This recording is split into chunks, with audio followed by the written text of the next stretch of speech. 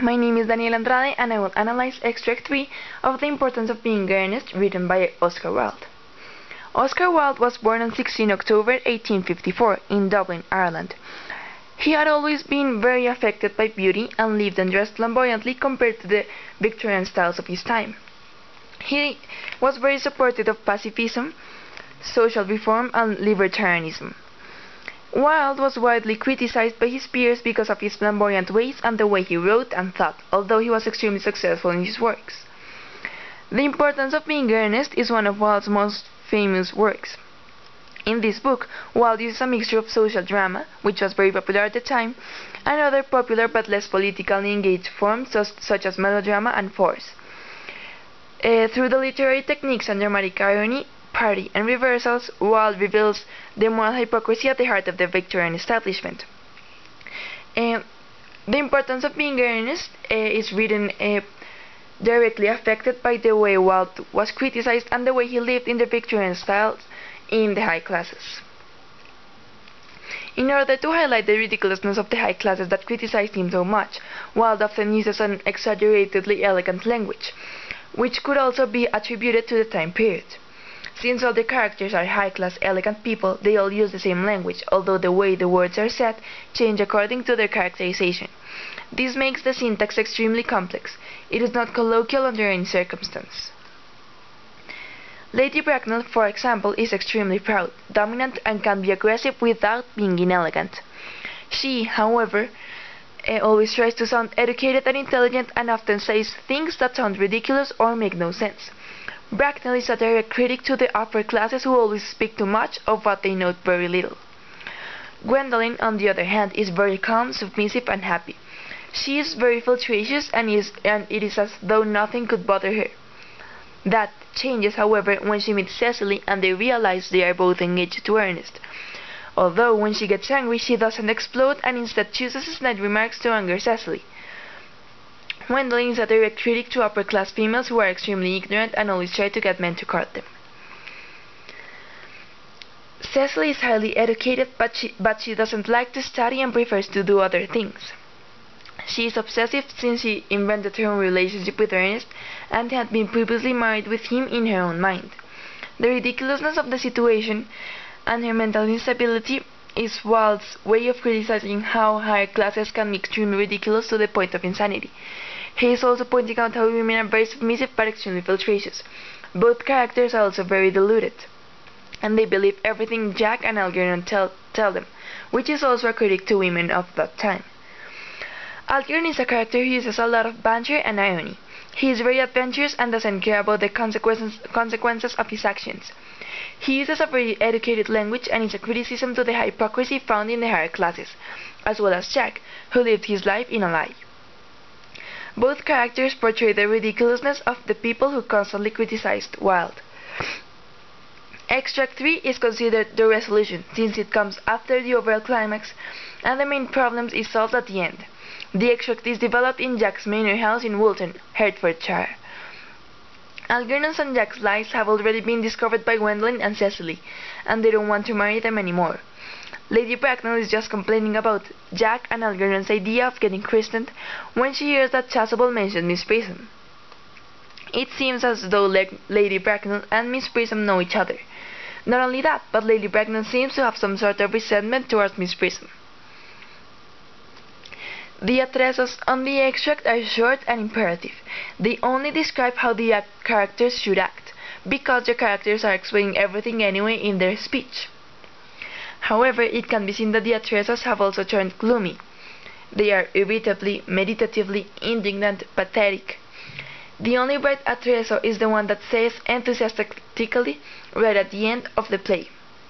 These addresses are not very descriptive because since it is a resolution and it is a resolution that nobody expected, the characters themselves are explaining what is going on. In the first part, Wilde uses words like Miss Prism approaches in a humble manner or Miss Prism bows her head to describe the way Miss Prism feels guilty about something, which gives the reader a sense of foreshadowing. Miss Prism is not as good as she has been portrayed throughout the act. At this point, we can see a change of character in Miss Prism.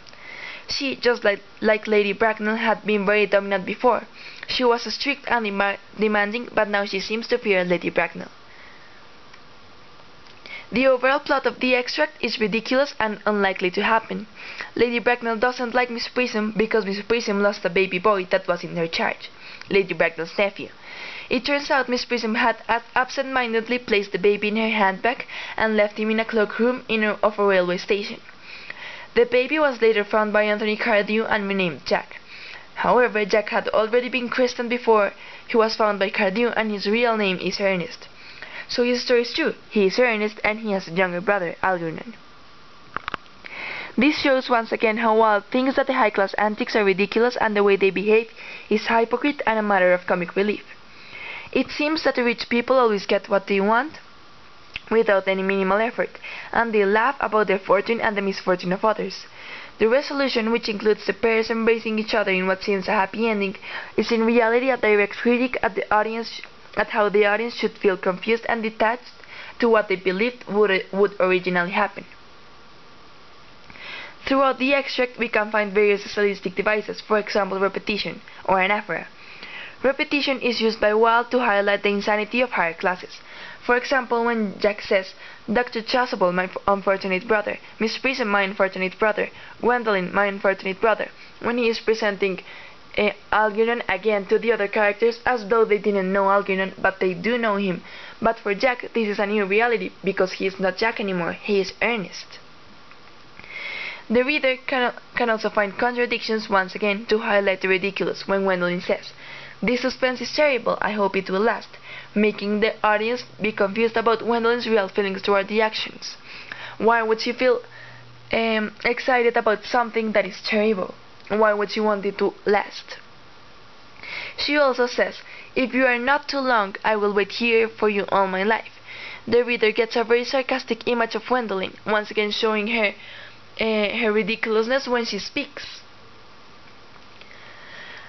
Another foreshadowing that can be found is when Jack asks Miss Prism where she left the handbag. This is real foreshadowing, since the author is practically telling the reader that the lost baby is Jack. However, the reader will most likely think that the baby is Miss Prism's or Lady Bracknell's son, when in reality he is Lady Bracknell's nephew. At this point, the reader knows that anything can happen, including Jack's lie becoming truth somehow. What the reader doesn't know is how Jack's lie would become truth, which makes him or her doubt what will happen at the end. However, this could be considered foreshadowing as well. It can also be seen that, since the story is reaching an end, the characters' lines are longer in an attempt to explain what is happening. It is possible that Wilde considered that rich people always spoke too much when they found themselves in a situation they didn't understand or didn't want to talk about. The mood is suspenseful, since the reader is constantly left in a state of wonder and confusion to end up in something that nobody expected. And when the reader is reading Extract 3, he is constantly wondering what will happen at the end. Why is Miss Prism acting the way she is acting, and what does Jack have to do with the handbag that Miss Prism found and that he coincidentally finds in his own house, and was the handbag he was found in. The reader is constantly wondering why these things are happening and what is going to happen when these things are discovered. The reader is suddenly thrown into a world of coincidences that he didn't expect.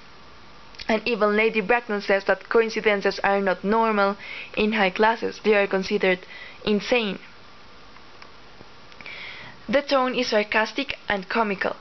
What is happening is very sarcastic in Wilde's point of view, because he is criticizing the ridiculousness of higher classes.